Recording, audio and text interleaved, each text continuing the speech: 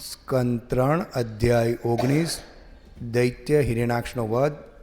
શ્લોક સંખ્યા 1 થી 14, 1 થી 13માં ભાવાર્થ નથી એટલે સંખ્યા 14 છે. આપણે પારાયણ કરી જશું શ્લોક સંખ્યા 2 થી 13 સુધીનું.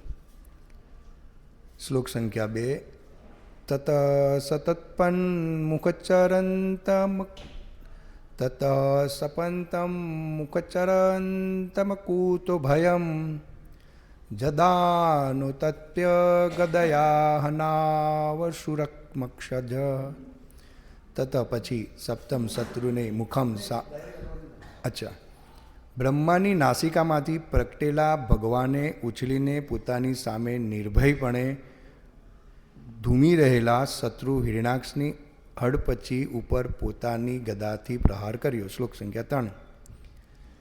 સાહતા તેન ગદયા વિહતા ભગવત્કરારાત વિધુર્નિતાપદ્રેજે તદદભૂતમિવાભવત. અનુવાદ. પરંતુ અસુરની ગદાનો પ્રહાર થતાં ભગવાનની ગદા તેમના હાથમાંથી છૂટી ગઈ અને ઘૂમરી ખાઈને નીચે પડી. તે ગદા ભવ્ય દેખાવા લાગી. આ એક ચમત્કાર હતો, કારણ કે ગદા અદ્ભુતપણે દેદીપ્યમાન દેખાતી હતી. શ્લોક સંખ્યા 4. સતદા લબ્ધ તીર્થો અપી ન બબાદે નિરાયુચ્ચમ ન બદાદે નિરાયુદ્ધમ માનયંસ મૃતે ધર્મ વિવસ્વક્ષેન પ્રકોપયન.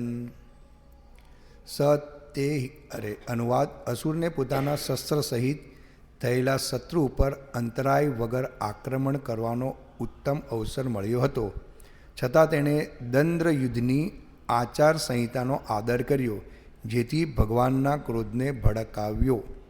શ્લોક સંખ્યા 5. ગદાયામ પરિદ્વાયામ હાહાકારે વિનિર્ગતે માનયામાસ તદ્ધર્મ સુનાભમ ચાસ્મરદ્રિભુઃ. અનુવાદ. ભગવાનની ગદા જ્યારે જમીન ઉપર પડી ગઈ અને દેવો તથા ઋષિઓના ટોળામાંથી હાહાકાર થયો, ત્યારે ભગવાને અસુરની ધર્મપ્રિયતાને માન આપ્યું અને સુદર્શન ચક્રનું આહ્વાન કર્યું. શ્લોક સંખ્યા 7. સતે નિસામ્યાતરથાંગમગ્રતો વ્યવસ્થિતમ પદ્મપલાશલોચનમ વિલોક્ય ચામર્ષ પરિલુપ્તેન્દ્રિયો વૃષા સ્વદંતં ચદદયાદસંચુસ્તમ દયા સ્વચ્છંદતમ. અનુવાદ. કમળની પાંદડી જેવી આંખોવાળા સુદર્શન ચક્રધારી ભગવાને પોતાની સમક્ષ વ્યૂહમાં વ્યવસ્થિત ઊભેલા જોઈને અસુરની ઇન્દ્રિયો રોષથી ભરપૂર થઈ ગઈ. તે સર્પની જેમ ફૂફાડા મારવા લાગ્યો અને બહુ ચીડાઈને પોતાના હોઠ કરડવા લાગ્યો. શ્લોક સંખ્યા 8. કરાલદંષ્ટ્રચક્ષુર્ભાયા સચક્ષાણો દહનીવ અભિપ્લુપ્ત સ્વગદયા હતો સિત્યાનરિદ્યમ હતો અસિત ઇત્યાહંતમ હરિમ. અનુવાદ. ભયંકર દાઢોવાળા તે અસુરે ભગવાનની તરફ જાણે તેમને બાળી નાખવાનો હોય તેમ એક ટસે જોયું. હવામાં ઉછળીને તેને ભગવાનની ઉપર ગદા ઉગામીને કહ્યું, તું હવે હણાયો સમજજે. શ્લોક સંખ્યા 9. પદાસેવ્યમ તામ સાંધો ભગવાન યજ્ઞસુકરઃ લીલયા મિશત શત્રોહો પ્રાહર દાતરમ હશમ. અનુવાદ. હે સંત વિદુરજી, તેમનો શત્રુ થાકીને જોતો હતો ત્યારે જ સર્વ યજ્ઞોના ભોગતા વરારૂપધારી ભગવાને ઝંઝાવતી વેગથી પોતાની તરફ આવેલી રહેલી તેની ગદાને સહજ રીતે ડાબા પગથી નીચે પાડી દીધી. શ્લોક સંખ્યા 10. આહ ચાયુધમાધસ્વ ઘટસ્વ તમ જિગીષસી ઇત્યુક્ત શ તદા ભૂયસ્તા અયન વ્યન્નદભ્રૂષમ. અનુવાદ. પછી ભગવાને કહ્યું, તું મને જીતવા આતુર છે તો તારું શસ્ત્ર લઈ લે અને ફરીથી પ્રયત્ન કર. આવા વચનથી પડકારવામાં આવેલા અસુરે ભગવાનની ઉપર ગદા ઉગાવી અને એકવાર ફરીથી મોટી ગર્જના કરી. શ્લોક સંખ્યા 11. તામ સ આપતતીતમ વીક્ષ્ય ભગવાન સમવસ્થિત જગ્રાહ લીલયા પ્રાપ્તામ ગુરુત્માનિવ પન્નગીમ. અનુવાદ: ભગવાને જ્યારે પોતાની તરફ તે ગદાને ઉછળી આવતી જોઈ ત્યારે તેઓ દ્રઢતાથી ઊભા રહ્યા અને ગરુડની જેમ સાપને પકડી લે તેમ સહજપણે તેમણે ગદાને પકડી લીધી. શ્લોક સંખ્યા 12. સ્વપૌરુષે પ્રતિહતે હતમાનો મહાશુર નૈચ્છદ ગદામ દીયમાનામ હરિણા વિગત પ્રભ. અનુવાદ: પોતાના પરાક્રમમાં હતાશ થવાથી તે મહાન અસુરને માનહાનિ થયેલી લાગી. તે ઝંખાવણો પડી ગયો. પછી ભગવાને તેને ગદા આપવા લાગ્યા, પણ તેને તે ગદા લેવાની ઈચ્છા કરી નહીં. શ્લોક સંખ્યા 13. જગ્રાહ ત્રિશિખમ શૂલમ જ્વલ ઉજ્જવલન લોલુપમ યજ્ઞાય ધૃત રૂપાય વિપ્રાયાભિચરન યથા. અનુવાદ: પછી તેણે બળબળતા અગ્નિ જેવું અતિ લોલુપ એવું ત્રિશૂળ લીધું અને જેમ કોઈ પોતાના તપનો ઉપયોગ પવિત્ર બ્રાહ્મણનું બુરું કરવા કરે તેમ તેણે યજ્ઞ ભોગતા ભગવાન તરફ તે ત્રિશૂળ ફેંક્યું. શ્લોક સંખ્યા 14. આજનો શ્લોક છે તે अर्थ अनुवाद भावार्थ श्री श्रीमती श्री भक्ति वेदांत स्वामी प्रभुपाद के द्वारा. तत ते त्रिशूल ओजसा तेनी सर्वशक्तिथी दैत्य असुरोમાં મહાભટ્ટ પરાક્રમી યોદ્ધા વડે અપરતિમ ફેંકેલું ચકાસત ચમકતું અંતઃખે આકાશના મધ્યમાં ઉદીર્ણ વધીને દિધીતી ચળકાટ ચક્રેણ સુદર્શન ચક્ર વડે ચિચ્છેદ કાપીને ટુકડે ટુકડા કર્યા નિષાદ તીક્ષ્ણ કરેલી નેમિના ધાર વડે હરિહ ઇન્દ્ર યથા જેમ તાર્ક્ષય ગરુડની પતત્રમ પાંખ ઉજ્જીતમ તજેલી. અનુવાદ: પરાક્રમી અસુરે તેની બધી શક્તિ લગાડી ફેંકેલું તે ત્રિશૂળ આકાશમાં ઝળહળી રહ્યું હતું. પરંતુ જેમ ઇન્દ્રે ગરુડની પાંખો કાપી નાખેલી તેમ ભગવાને તીક્ષ્ણ ધારવાળા સુદર્શન ચક્ર વડે તે ત્રિશૂળના ટુકડે ટુકડા કરી નાખ્યા. ભાવાર્થ: અહીં ગરુડ અને ઇન્દ્ર વિશે જે સંદર્ભ અપાયો છે તે કથા આ છે. એકવાર ભગવાનના વાહન ગરુડે પોતાની માતાને ખાતર દેવોની પાસેથી અમૃતનું પાત્ર જૂટવી લીધું હતું. ગરુડ તેની માતા વિનિતાને સર્પોની માતા કદ્રુના પંજામાંથી મુક્ત કરવા માંગતો હતો. સ્વર્ગપતિ ઇન્દ્રે આ વાત જાણી એટલે તેણે તેનું વજ્ર ગરુડ ઉપર ફેંક્યું. ગરુડ આમ તો ભગવાનનું વાહન હોવાથી અજીત હતો, છતાં ઇન્દ્રના શસ્ત્રના અચૂકપણાનું માન રાખવા ખાતર તેને પોતાની એક પાંખ નાખી દીધી. ઇન્દ્રના વજ્રથી તે પાંખના ટુકડે ટુકડા થઈ ગયા હતા. ઉચ્ચ લોકના નિવાસીઓ એટલા ડહાપણ ભર્યા હોય છે કે લડવાની પ્રક્રિયામાં પણ તે વિવેકપૂર્ણ સૌજન્યના નીતિ નિયમોનું પાલન કરે છે. આ પ્રસંગમાં ગરુડ ઇન્દ્ર પ્રત્યે આદર્શ દર્શાવવા માંગતો હતો, કારણ કે તે જાણતો હતો કે ઇન્દ્રના વજ્રે કંઈક તો નષ્ટ કરવું પડે. તેથી તેણે પોતાની પાંખ આપી દીધી.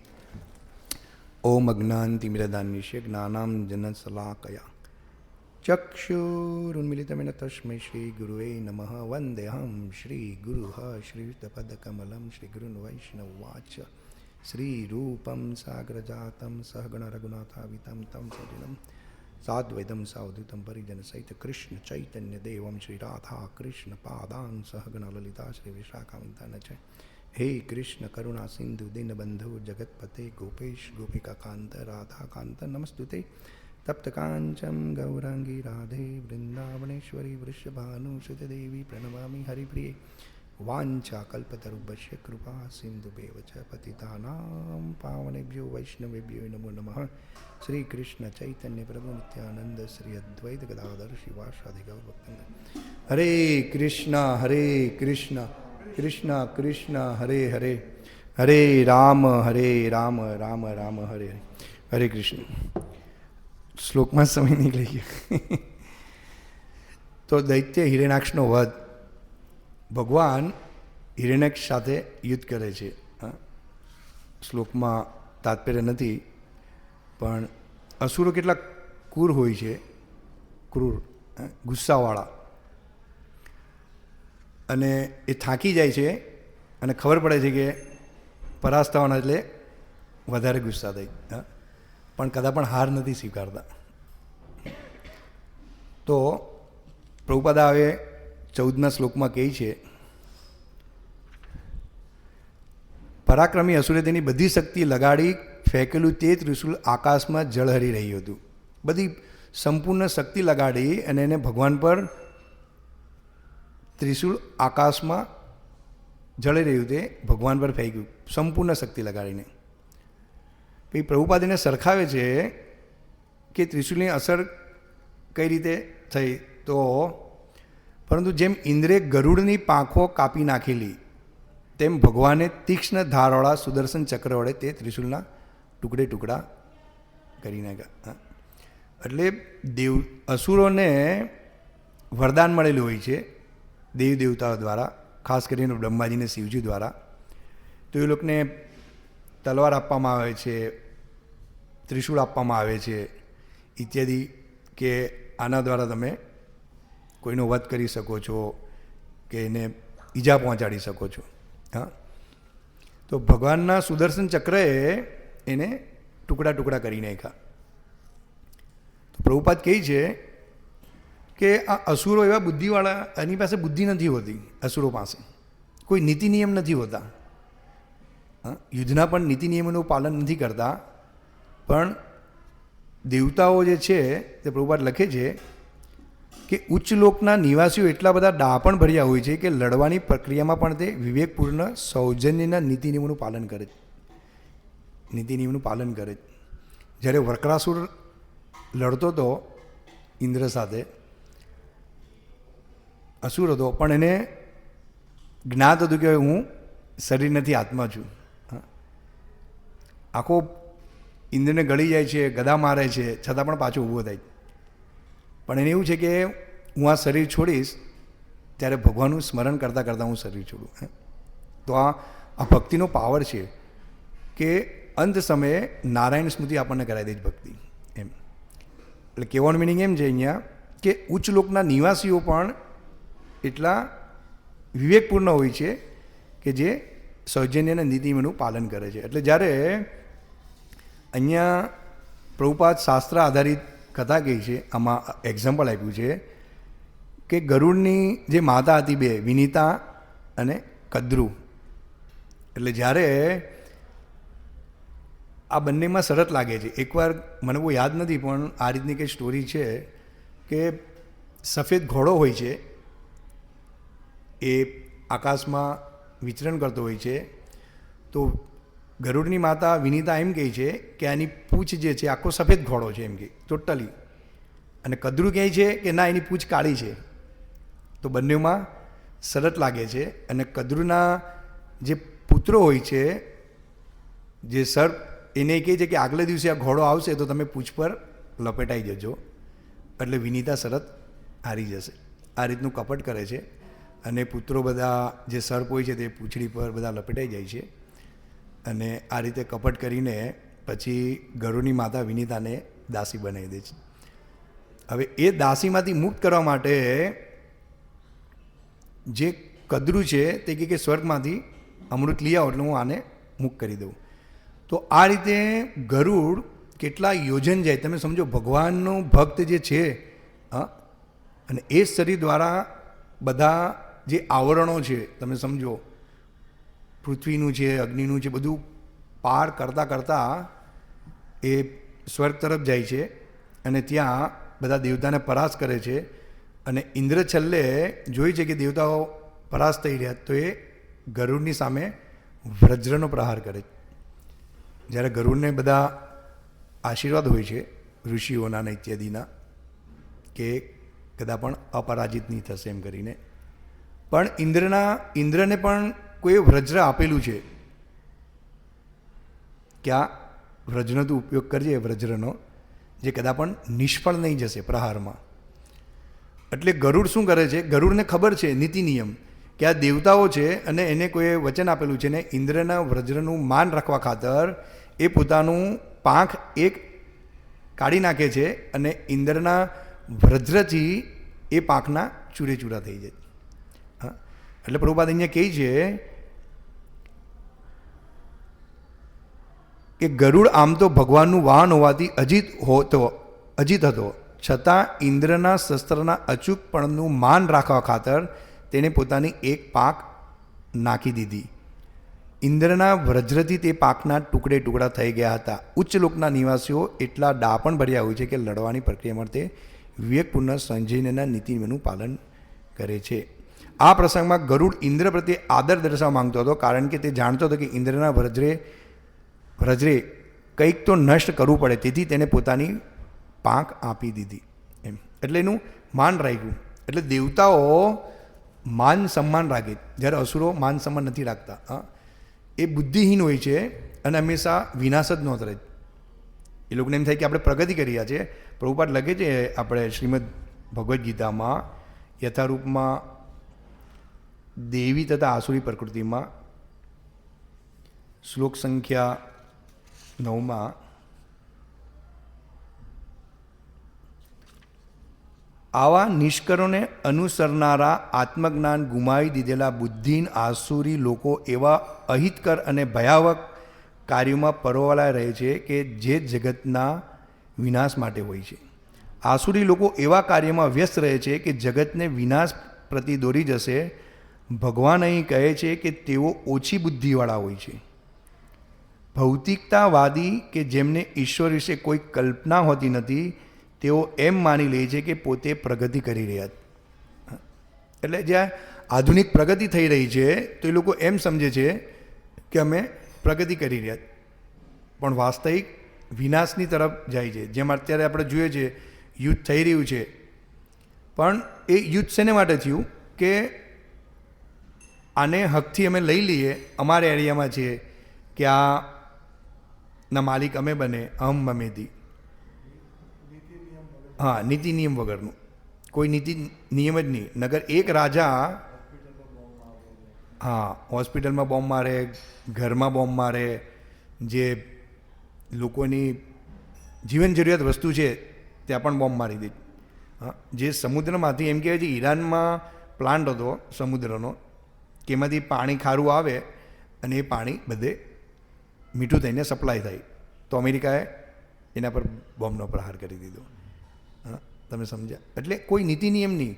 આપણે જોઈએ કે મહાભારતમાં યુદ્ધ થયું હતું, પણ જે રહેવાસી હતા, જે રાજ્યમાં જે લોકો રહેતા હતા, તો રાજા એનું ખાસ ધ્યાન રાખતા હતા.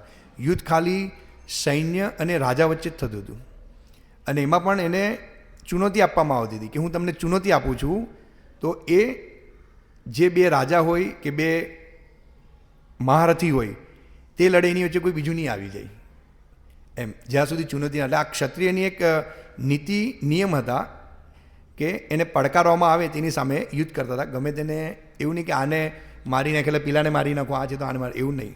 એક નીતિ નિયમ હતા, અને એમાં રાજ્યમાં જે લોકો રહેતા હતા રહેવાસીઓ, તેને કોઈ જાતની અડચણ નહીં થતી હતી. અને એ ટાઈમે એવી વિદ્યાઓ હતી, આ લોકો અત્યારે તો અણુબોમ્બ બનાવી હતી, તમે બ્રહ્માસ્ત્ર હતા કે બ્રહ્માસ્ત્ર સંપૂર્ણ બ્રહ્માંડનો વિનાશ કરી નાખે, તમે સમજો. અને એવી શક્તિઓ હતી કે બ્રહ્માસ્ત્ર છોડ્યા પછી એને પાછું પણ લાવી શકાય. અત્યારે જો અણુબોમ્બ ફેંકે તો એની પાસે એવી કોઈ ટેકનોલોજી નથી કે એને ત્યાં સ્ટોપ કરી શકે, એ વિનાશ જ કરી નાખે. એટલે પ્રભુપાદ કહે છે કે એ લોકો આત્મજ્ઞાન ગુમાવી દીધેલા બુદ્ધિહીન આસુરી લોકો એવા અહિતકર અને ભયાવહ ક્રોધમાં પરોવાયેલા રહે છે. આત્મજ્ઞાન ગુમાવી ગયેલા, એટલે આત્મનું એને કોઈ જ્ઞાન નથી. આત્માનું જ્ઞાન એટલે કે હું શરીર નથી, આત્મા છું અને હું ભગવાનનો અંશ છું. જીવે સ્વરૂપે નિત્ય કૃષ્ણ દાસ. હું આ શરીર છોડવાનો છું અને કંઈ સાથે નથી લઈ જવાનો, અને મને જે ભગવાને આ ભૌતિક જગતમાં નાખ્યો છે તે લોકોના કલ્યાણ માટે નાખેલો છે. અને કદાચ મને રાજાનું પદ આપ્યું છે, તો જે મારી પ્રજા છે તેને કઈ રીતે હું ભક્તિ પરાયણ બનાવું અને એ દરેક લોકો ભગવદ્ધામ જાય. નકર પ્રજા જો આસુરી હશે તો એના દરેક પાપ રાજાએ લેવા પડે છે. તમે સમજ્યા? એટલે રાજાની બુદ્ધિ કામ નથી કરતી, કારણ કે પ્રજા જ જ્યારે આસુરી છે અને ભગવત ભક્તિ પરાયણ નથી, એટલે રાજા એનો પાપનો દોષ સ્વીકાર કરવો પડે છે. એટલે પહેલાંના જમાનામાં બ્રાહ્મણોની સલાહ લેતા હતા. બ્રાહ્મણ ભગવાનનું મુખ છે અને વૈદિક જ્ઞાન વેદને આધારિત એ લોકો રાજાઓને સલાહ આપતા હતા. પણ અત્યારે એવું થઈ ગયું છે કે બ્રાહ્મણ, ક્ષત્રિય, શૂદ્ર અને વૈશ્ય જે 4 આશ્રમ જે છે, વર્ણ અને આશ્રમ, એનું કોઈ પાલન જ નથી કરતું. શૂદ્રની સલાહ લેવાળા છે. તમે સમજ્યા? એ પણ એવી સલાહ આપે છે કે ભાઈ આમ કરી નાખો તો આમ થશે, આમ કરી નાખો આમ, અને થાય છે ઊંધું. કે સમુદ્રમાં તમે જહાજ પર આ મારો એટલે એ લોકો સીધા થઈ જશે કે આ એરિયા લઈ લો. પણ વાસ્તવિકતા એ નથી. જ્યાં સુધી કોઈ પણ દેશનો રાજા ભગવાનની શરણમાં નથી જતો અને ભગવાને જે શાસ્ત્ર આપ્યા છે, ઉપનિષદો, વેદો, પુરાણો, એ અત્યારે કળિયુગમાં કોઈની પાસે સમય નથી કે ઉપનિષદ વેદનું એ અધ્યયન કરી શકે. કારણ કે કળિયુગ એટલો ખતરનાક છે અને પ્રકૃતિના 3 ગુણોના પ્રભાવની અંદર જીવ શું કરે છે, માયાના પાસના દ્વારા એ પ્રગતિ તરફ જ વધે છે. અને જે સત્ય હકીકત છે કે જ્યાંથી એને જ્ઞાન મળવાનું છે તેમાં એને શું છે, ઈચ્છા જ નથી. ઈચ્છા એને કે એને હૃદયથી જે એ થવું જોઈએ કે વાસ્તવિક સત્ય અને જ્ઞાન મને આ શાસ્ત્ર દ્વારા મળશે અને એને દ્વારા વાસ્તવિક શાંતિ સ્થપાશે. તો એને એ લોકો કાલ્પનિક ગણે છે. એટલે આ આત્મજ્ઞાન ગુમાવી દીધેલા કહેવાય છે. આને બુદ્ધિહીન લોક કહેવાય છે, શાસ્ત્રનું જે શરણ નથી લેતા તે. એટલે પ્રભુપાદ લખે છે કે તેઓ એમ માની લે છે કે પોતે પ્રગતિ કરી રહ્યા છે, પરંતુ ભગવદ્ ગીતા પ્રમાણે તેઓ બુદ્ધિહીન તથા સમજણ વિનાના હોય છે. તેઓ આ જગતને વધારે ને વધારે ભોગવવાનો પ્રયત્ન કરતા હોય છે. તેથી ઇન્દ્રિય તૃપ્તિ અર્થે કોઈ નવું સંશોધન કરવામાં વ્યસ્ત રહે. સમજાય? આવી ભૌતિક શોધને માનવ સભ્યતાનો વિકાસ ગણવામાં આવે છે, પરંતુ આનું પરિણામ એવું હોય છે કે લોકો વધુને વધુ હિંસક તથા ક્રૂર બને છે અને તેઓ પ્રાણીઓ પ્રત્યે તેમજ અન્ય મનુષ્ય પ્રત્યે પણ નિર્દય બને. અત્યારે જ પરિસ્થિતિ છે. કેટલું પ્રભુપાદે કેટલું આ યુદ્ધ તો હમણાં થયું ને, આ પ્રભુપાદ એડવાન્સમાં આપણને કહી દે કે આસુરી બુદ્ધિ કેવી હોય છે અને એ લોકોના વિચાર કેવા હોય છે. અને એ વિચારના દ્વારા એ હંમેશા વિનાશ જ કરે છે. કોઈ પ્રાણી કે જીવ માત્ર પર એને દયા નથી હોતી. નિર્દય હોય છે. એકબીજા પ્રત્યે એવું આચરણ રાખવું તેનો તેમને કશો ખ્યાલ રહેતો નથી. આસુરી લોકોમાં પશુવધ બહુ પ્રાધાન્ય ધરાવે છે. આવા લોકોને જગતના શત્રુ ગણવામાં આવે. આ બધા શત્રુ જ. કારણ કે અંતે તેઓ એવું કંઈક સર્જન કે સંશોધન કરે કે જેનાથી બધાનો નાશ થઈ જશે. આ બધું સંશોધન કર્યું કે ભાઈ અણુબોમ્બ બનાવીએ અને શસ્ત્ર બનાવીએ, ટોપ બનાવીએ, બંદૂકો બનાવીએ કે જેના દ્વારા આપણું રક્ષણ થઈ શકે. તો હવે એનો ઉપયોગ થાય છે એવી રીતે કે એ શું કરે છે, જેનાથી બધાનો જ વિનાશ થઈ ગયો. અને થાય છે, આપણે જોઈ રહ્યા જ ને. એવા એવો બોમ્બ છે કે એક જગ્યાએ નાખે તો બિલ્ડિંગોનો ધ્વંસ થઈ જાય છે, તેલના કૂવાનો ધ્વંસ થઈ જાય છે, જહાજોનો ધ્વંસ થઈ જાય છે, સમુદ્ર છે, ધરતી. અત્યારે ભક્ત છે તેમ વિચાર કે ધરતી માતાને કેટલી તકલીફ થતી હશે. એમ તો બહુ વિશાળ છે પૃથ્વી, મોટી, આપણને ખરોચાય તેવી રીતે થાય છે.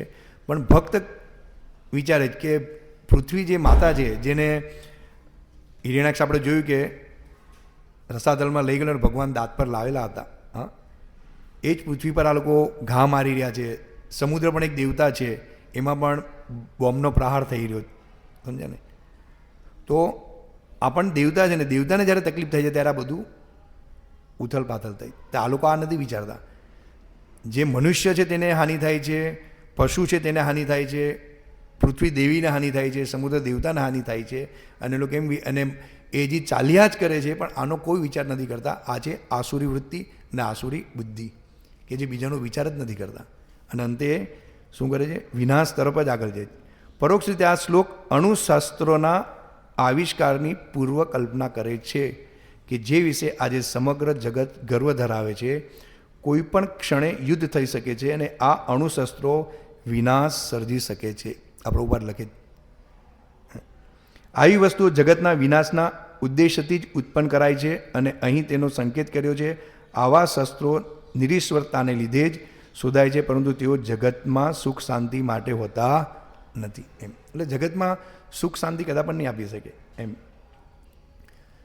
એટલે આ જે અસુરો લોકો છે તેના યુદ્ધ આ રીતના હોય છે કે જેમાં વિનાશ જ હોય છે, કોઈનો લાભ જ નથી હોતો. અને આ જે દેવતાઓ છે જે અહીંયા લડે છે તેમાં એ લોકો જોઈ છે, એકબીજાને સન્માન પણ આપે કે સામેનું જે શસ્ત્ર આવેલા છે એ દેવતા છે તેનું માન રાખવા ખાતર ગરુડ પોતાનું એક પંખ મૂકી દે કે ઇન્દ્રનો જે વજ્રનો પ્રહાર છે તેનું હું માન રાખું. એની વજ્રનું પ્રહાર જ માનો કે ગરુડ પર મારે છે અને ગરુડને કંઈ થતું નથી, તો ગરુડને એમ થાય કે મેં એનું માન નથી રાખ્યું. એટલે યુદ્ધમાં પણ માન અપમાન દેવતાઓ જોતા હતા, રાજાઓ જોતા હતા. એટલે આજનું યુદ્ધને શાસ્ત્ર પ્રમાણે જે યુદ્ધ થતું હતું ક્ષત્રિયોનું, એમાં કેટલો મોટો ફરક છે. અને પ્રભુપાદ લખી દે છે કે જો આવું યુદ્ધ થશે તો શું થશે, જનતા પર એની શું અસર પડશે, સમાજ પર એની શું અસર પડશે અને કઈ રીતે આગળ એ વિનાશ થશે. એડવાન્સમાં પ્રભુપાદ આપે. એટલે શાસ્ત્ર કદા પણ ખોટા નથી હોતા. અને આ શાસ્ત્રનો જો સ્વીકાર કરે દરેક દેશના રાજા, દરેક પ્રજા અને કૃષ્ણની શરણમાં આવે છે અને વ્યાસદેવે લખેલા જે પ્રામાણિક શાસ્ત્રો છે એનું એ અધ્યયન કરે છે, ગ્રહણ કરે, એનું શરણ લે છે, તો આ વિનાશ થોભી જશે એમ. પણ જ્યાં સુધી એ લોકો ભગવાનની શરણ નથી લેતા ત્યાં સુધી વિનાશ આગળ વધ્યા જ કરશે એમ. કળિયુગ છે, કળિયુગનું કામ કરે છે, પ્રકૃતિના ગુણ છે એ પણ એનું કામ કરે છે. એટલે જ ભગવાન કહે છે દૈવી એશી ગુણમયી માયા દુરતત્યા મામ એવ પ્રબધંતે માયાવીથી તરંતી તે. જે મારા શરણમાં આવે છે તે 3 ગુણની માયાથી પર થઈ જાય છે. એટલે ભગવાનની શરણ લીધા વગર એને સદબુદ્ધિ નથી આવતી, એ દુર્બુદ્ધિ તરફ જ રહી છે. અને દુર્બુદ્ધિને દ્વારા એ શું કરે છે? વિનાશ નોંધે. એટલે ભગવાનની